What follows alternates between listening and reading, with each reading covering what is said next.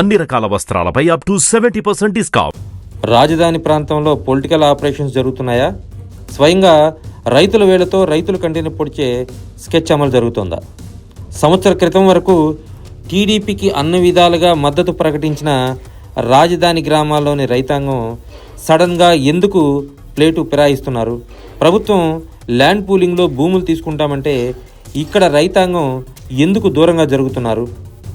ఒకప్పుడు ఏ రాజధాని రైతులైతే ప్రభుత్వానికి ముఖ్యంగా కూటమి పార్టీలకు అండగా ఉన్నారో అదే రైతాంగం ఎందుకు ల్యాండ్ పూలింగ్కు వ్యతిరేకంగా మారారు?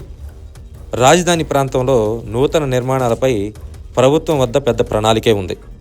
నవనగరాల నిర్మాణంతో పాటు అత్యాధునిక ఇంటర్నేషనల్ ఎయిర్పోర్ట్, స్పోర్ట్స్ కాంప్లెక్స్ ఏర్పాటు చేయాలని, అనేక నిర్మాణాలు చేయాలని ప్రభుత్వం ఆలోచిస్తుంది.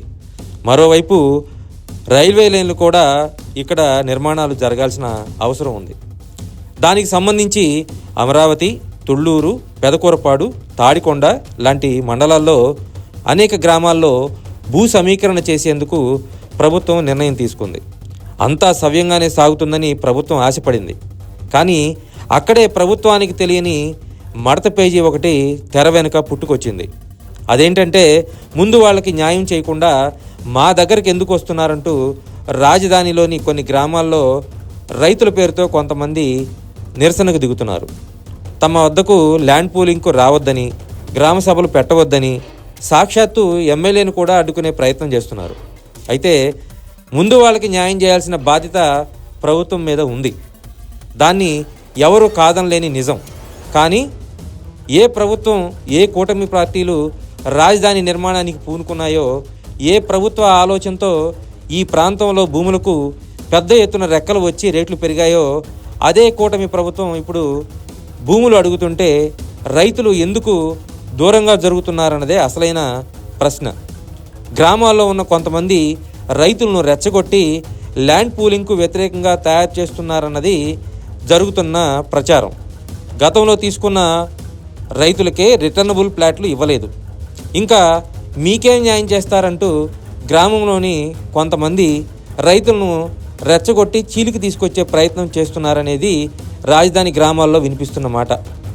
ఈ వ్యవహారం తెలియని అమాయక రైతులు ఎవరు భూములు ఇచ్చినా ఇవ్వకపోయినా తాము ఇచ్చేది లేదంటూ భీష్మించుకొని కూర్చుంటున్నారనేది రాజధానిలో జరుగుతున్నటువంటి ప్రచారం.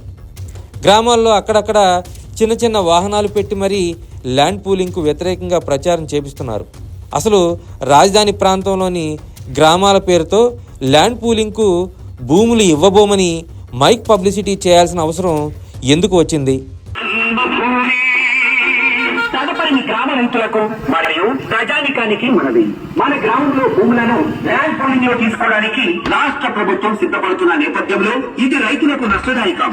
మరియు 11 ఏళ్ల క్రితం తుళ్ళూరు మండలంలో రైతులు ఇచ్చిన భూములకి ఇంతవరకు రిటర్నబుల్ ఫ్లాట్స్ అప్పజెప్పలేదు. అసలు ఏ ఫ్లాట్ ఎక్కడ ఉందో కూడా రైతులకు తెలియదు.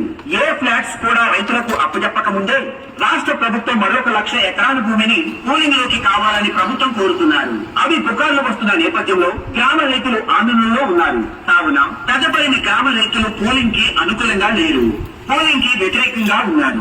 కావున రైతు సోదరులందరూ కూడా ఈ విషయాన్ని గమనించవలసిందిగా కోరుచున్నాము. ఈ విషయంలో ప్రభుత్వం తాత్సారం చేయకుండా వీలైనంత వేగంగా రాజధాని గ్రామాల్లోని రైతుల అనుమానాలకు సమాధానం చెప్పాలి. ఏదైతే గతంలో రిటర్నబుల్ ఫ్లాట్లు ఇస్తామని హామీ ఇచ్చారో వాటిని సాధ్యమైనంత వరకు వేగంగా అమలు జరపాల్సిన అవసరం ఉంది. లేదంటే ఏకు మేకు అయ్యే ప్రమాదం ఉందని అంటున్నారు రాజధాని ప్రాంతంలోని ప్రజలు.